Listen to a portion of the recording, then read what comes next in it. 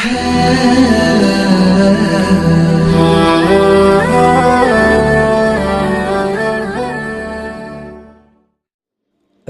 عليكم ورحمة الله تعالى وبركاته. سلام عن كدب walaalaha ku xiran channelkeena Islamic App. Maanta cashirkeena waxaa ku soo qaadan doonaa sidee loo bedelaa kalarka status bar-ka root la'aan. Daawasho wacan.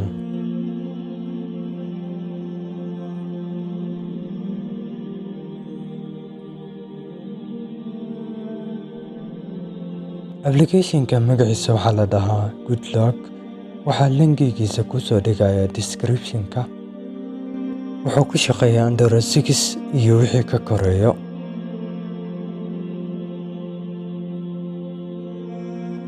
Application-ka wuxuu ku bedelayaa qaabka status bar-ka u yaalo kalarka, wuxuuna ku bedelayaa lock screen-ka.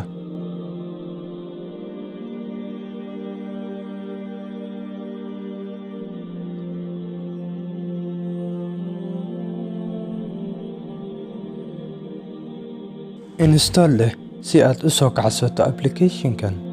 Markaad soo kacsato application-kan, wuxuu ku leeyahay restart garee taleefankaaga si uu kugu soo kaco application-kan.